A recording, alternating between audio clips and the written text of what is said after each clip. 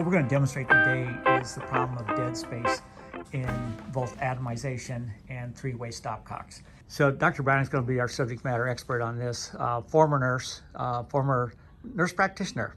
And so he's now an emergency medicine resident. So let's say you have a 10-kilogram child that arrives in your ER and you have a heart rate of 270 and you're going to push some adenosine, and everybody tells you it's got to be a three-way stopcock because that is how you get the medicine very rapidly into the patient's body, because the medicine is metabolized so quickly.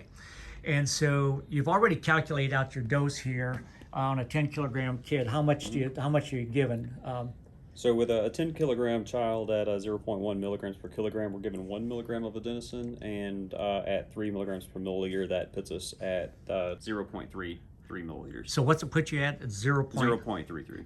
Okay, milliliters. All right. Yes. All right. So what are you going to do here then? So I'm going to hook this up. This would be the adenosine with our staining there so that we can see the fluid. Connecting that to the three-way stopcock and then the flush to the other side. And right now I've got it turned off to the flush. Yeah.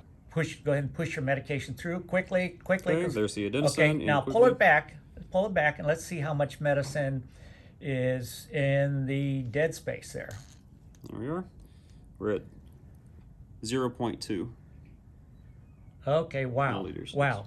And that's 2/3 of your medication. 2/3 of the medication that is still in the syringe. Okay, now go ahead and put it back in, and then now put your flush through. Okay, flush coming through. All right. I'll turn it off to the flush. Now let's see how much medication. Now it's looking more dilute, but it's still 0.2 ml. Yeah. Okay, so that's problematic.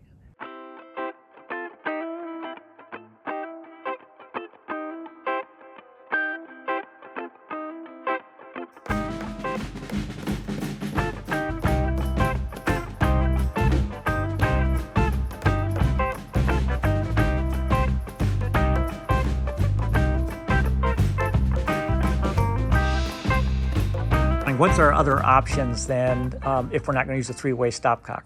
Okay, well, we have a couple of options. One of those options is to mix the medication directly into the syringe and use a one syringe technique to flush the medication in quickly. Another option that we have is to keep the medication in its own syringe, followed by a flush after the medication goes in.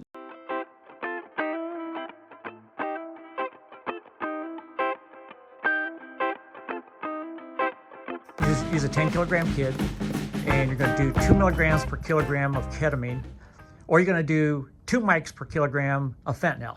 And what's the concentrations? What would be a concentration of those medications? So ketamine comes in a concentration of 50 milligrams per milliliter, while fentanyl comes in a concentration of 50 micrograms per milliliter. Okay, good. All right. So let's say we got a 10-kilogram kid, and you want to give 2 milligrams per kilogram of ketamine or fentanyl, 2 micrograms per kilogram of fentanyl. Okay. So it's going to be the same volume wise. So what's that? What's that? Do the math for me. 0.4. 0.4. Okay. And Okay. we are. All right. Now show me how much is left. Now, if you watch the numbers there, as we draw this back, we have 0.1 left in the syringe. Yeah. The smaller the child, the less you're going to actually deliver as far as your target dosing goes. So this was a 10-kilogram kid, and you basically gave him 0.4 ml, but you only gave him 0.3 ml. I gave him 0.3. All right. So how many milligrams was that? That's 5 milligrams left behind. It is 5 milligrams that's still inside It's still the syringe. in the syringe. Yeah.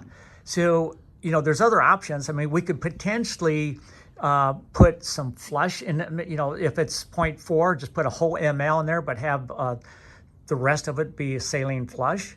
And that might be one option. The other option then is to just pull out another extra, when you're dosing your medication, instead of 0.4, you do 0.5 ml. And that's basic, knowing that you're going to be leaving behind 0.1 ml. And so just doing additional dosing on that would be the way to go.